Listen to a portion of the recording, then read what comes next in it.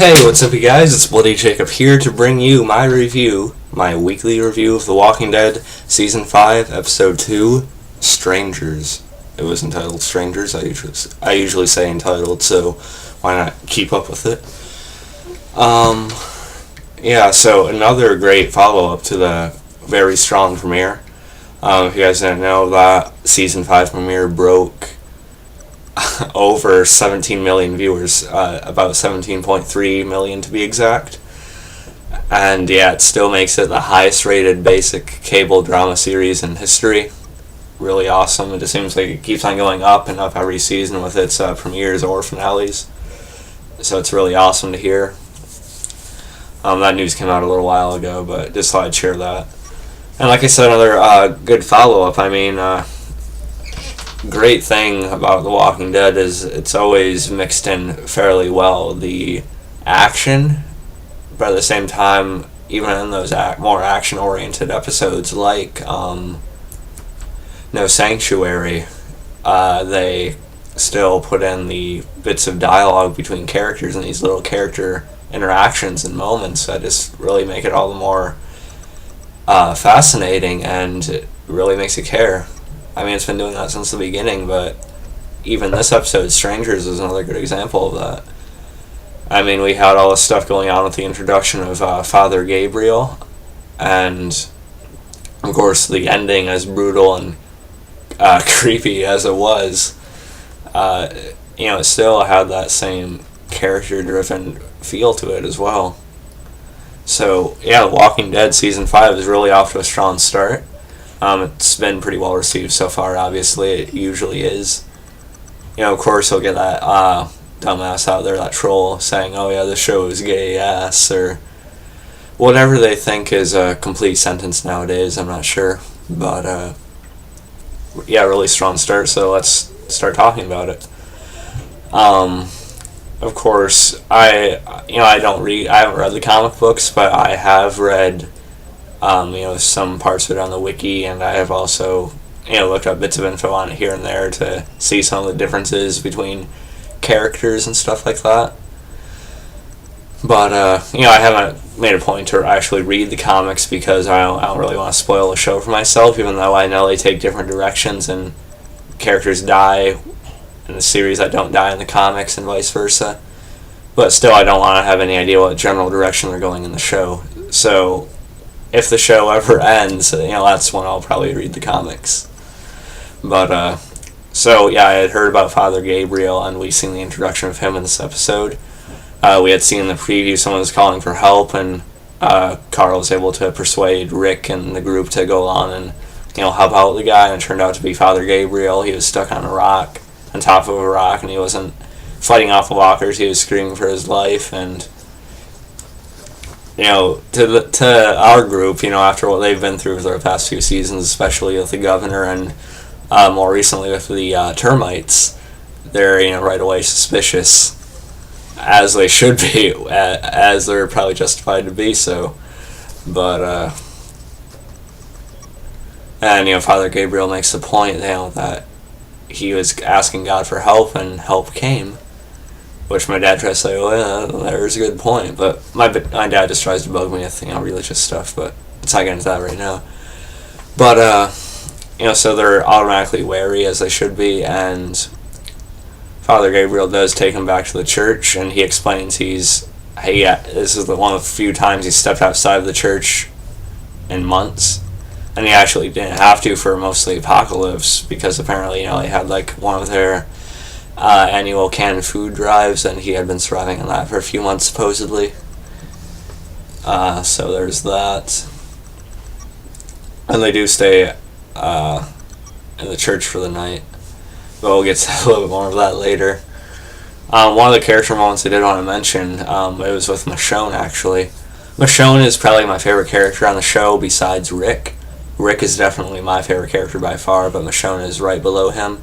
For me, it goes Rick, Michonne, then it gets a little bit more foggy for me, but I'd probably say someone like Daryl or maybe Tara. I like Tara a lot. But yeah, it's definitely Rick and Michonne are my two favorites. Rick and Michonne are having a conversation and they're talking about her sword, her katana that she doesn't have. And Michonne basically explains that, like, it's a part of her life she can let go of now. It's a part of her life that she doesn't need to think about anymore. She basically says, that she misses Andrea and she misses Herschel, and she never missed anything before she met that group, so it just really shows how much she's actually beginning to care, and how they've kind of turned her around and made her a little bit more human again, sort of allowed her to open her up a lot more compared to when we seen her, really towards the beginning of season 3. Her debut was in the season 2 finale, but, really, what I'm trying to say. So, yeah, it's really some, cool character moments, and personally, I ship Rishon, or Rickshon, whatever you want to call it, and that basically means, I think if at some point in the series, if Rick is to find romance, it should probably be Michonne. I mean, I just think it makes the most sense. I don't think it should be like a new character that all of a sudden shows up at the Alexandria Safe Zone or anything like that. But I don't think it should be Carol. I don't think it should be anyone else. I just think Michonne makes the most sense because after all they've been developing for the past couple seasons, especially last season, with all that time Rick, Michonne, and Carl spent together, and Carl really likes Michonne, and, she seems to be like a sort of a mother figure and a friend to Carl. So I think that definitely makes sense on all ends. I even remember an episode as far back as season 3 when, Rick said something about, why he never gave her over to the governor, and he said something about he wasn't quite sure, because he said, like, because Carl liked her and stuff like that, but then he said maybe it was something else. So I think that's hinting, but that's probably just my paranoid mind, because I watched a few shows with, certain romances in it, so I'm probably a little bit, I probably see it around every corner. But really, though, I think it's got to happen for Rick again at some point in the series, and I think Michonne makes the most sense, but that's not what we're going to spend this whole time talking about. We also had a pretty big development with Carol, Daryl, and Beth, sort of. Carol actually got some interesting dialogue in this episode too. I mean, she talked to Rick. They had a good, kind of meaningful conversation. Rick, still admitted to Carol that he doesn't agree with what she did with Karen and David. I basically think it wasn't really her choice to make. She should have at least talked about it with the rest of them. But Rick basically said that still doesn't agree with what she did, but she came back and she saved the rest of them, and now they're joining her again. So he's basically letting it go now. And, Daryl tries to talk to her about it too, but, she just kind of blocks him off, pretty much pushes him away, really. But when that happens, they see a car driving past. It's the same one with the cross on the back of it that Beth was taken in, in the later part of last season. And so Carol and Daryl get in the car, and they speed off after it. So, yeah, we're going to get some answers about Beth within the next couple episodes, I think. And really, though, it's kind of weird because it has a cross on the car, and it makes you think Father Gabriel, but it's definitely not him because he was inside the church. I think Rick basically tells Father Gabriel that, I know you're hiding something and that's your business, but if it hurts any one of my people at all, I'll kill you. So I think he is hiding something. Me and my dad are talking about that maybe he has like an awareness, or he knows about this group that is connected to taking Beth and stuff like that. But, there's something extra about him. I haven't read enough into him, and I haven't read the comics like I said, so that should be interesting. The guy who plays Father Gabriel, I don't know his name right offhand, but he's doing a fairly good job so far. I mean, I'm not sure how long he's going to last, but, it's pretty interesting for the most part, I guess. I mean, it's not like incredible, but, it's interesting for sure. Oh yeah, and there's some intense action stuff going on in this episode too. I mean, they went to get supplies from a food bank Father Gabriel had told them about, the only one he supposedly hadn't cleared out. And, he said there was like about a dozen or so of the walkers in there. And they weren't in most of the building, but then they came across like this hole had broken in the floor, and all these walkers were in water for probably months or maybe a year now. I don't know, but and they were all like soaked up and swelling and stuff, sort of like that well walker you seen back in season 2 on Herschel's farm. A couple of them look like that, so Rick, Michonne. It's cool seeing Michonne not using her sword because, realistically she couldn't hang on to it. And it's just cool seeing her use other weapons now too, so maybe she'll get better with a gun as well. But anyway, so they go down there and kill like the well water type walkers. And then Bob, like one of the walkers, pops out of the water, and this one's like almost skeletal. He had probably been down there the longest. He pulls Bob down, and they're able to pull him back up, and Bob appears to be okay. But we'll see about that. And then Father Gabriel is with him because Rick wanted to keep him with him, just because they don't trust him, and he should go wherever they go and stuff like that. Like, don't sneak off or something. And Bob was scared by one of the walkers walking towards him, and he seen not Bob. Have I been saying Bob? Gabriel was scared by one of the walkers walking towards him, and he had seen one with glasses. It was some kind of female walker, and we seen him looking at a picture in another part of the episode. So it kind of implies that maybe this walker was his wife at one point, or someone he cared about at least. I'm not sure if that was his big secret. I mean, I'm sure he has other things he isn't telling the group. But, like the sins he mentions in the episode, we'll probably find out more about that soon, I'm sure.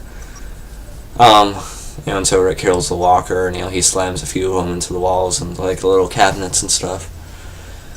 So that was all cool, some intense stuff. And I thought easily I was going to see Bobby, boom, it's bitten and stuff like that, but nope.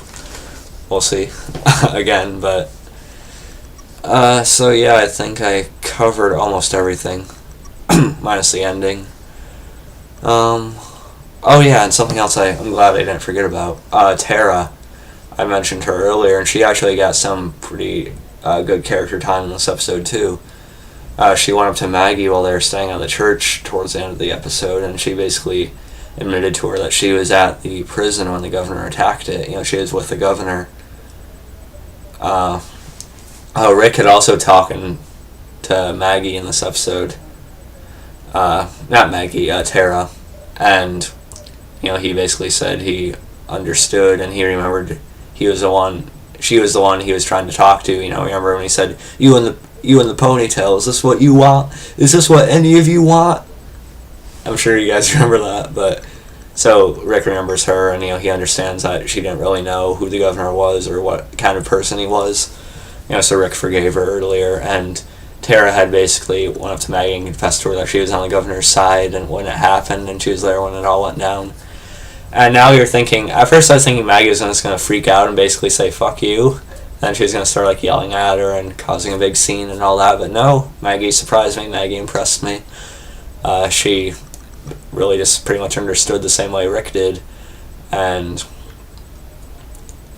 yeah, they basically hugged, and then they had a little laugh later while they were walking earlier while they were walking with Glenn and stuff. Glenn had a pretty funny moment in this episode too. I mean, they went to look for supplies, and I went into this little small store by himself, and they heard a little crash or something. And they were like, oh, what happened? And he's like, was it a walker? And he's like, yeah, a walker. It was a walker. And then he basically says he ran into a cardboard boxes or something like that, and he it fell and stuff like that. So yeah, it kind of pulls you back to the more comedic Glenn from the earlier seasons. So it's kind of cute and charming and stuff like that with Maggie and Tara being there. So yeah, I like Tara a lot. I mean, I hope they keep her around for a while, but I definitely feel like she's one of the characters that are always at risk, but I hope she sticks around because I find her pretty likable. So yeah, I think that's all I pretty much wanted to talk about minus the ending. We also seen the scene from the trailer of Rick telling Carl never to let his guard down, that he doesn't trust Gabriel, and that no matter what, he's not safe, always stay alert and things like that. And the ending to this episode, which is really what people have been talking about, even more than the Father Gabriel debut,